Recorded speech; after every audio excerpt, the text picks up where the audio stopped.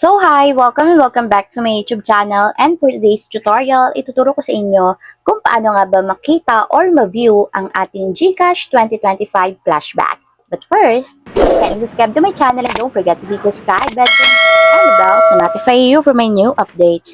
And if you want to learn more, just keep on watching and let's start. So ayan guys, for today's video, i-open lang natin or ilalagin lang natin yung ating account sa GCash. So open lang natin guys. And ayan guys, pagka-open ng ating GCash, itap nyo lang yung profile na nandito sa baba. And ayan guys, dito sa ating pinakang profile ng GCash, may makikita kayo dyan na Flashback 2025. So make sure guys na updated yung inyong GCash app para meron kayong features na ganito. So tap nyo lang guys yung Flashback 2025.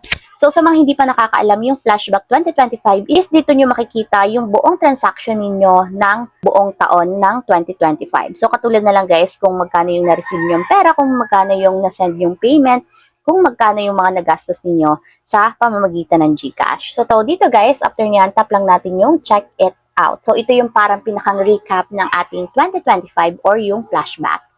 So, ayan guys, kung makikita nyo, nakalagay dito kung magkano yung bank transfer, yung na-express send, and then yung offline cash in. So, nakalagay guys yung exact amount na na-expense natin dito sa GCash.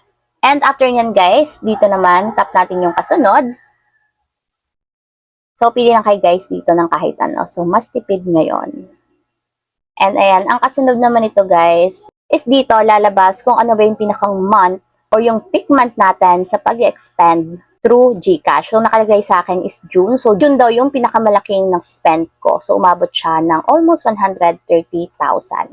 So, ayan guys, next na natin. So, kahit ano dito guys, pwede nyong itap. So, tap nyo lang to guys.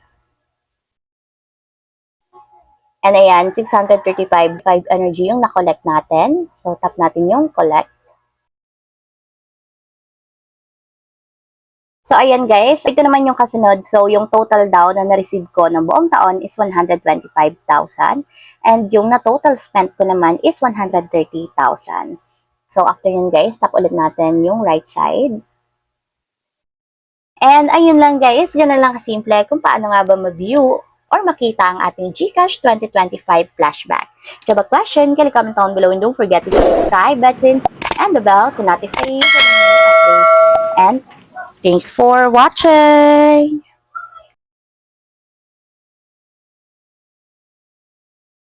Living life, every day, late at night, not okay.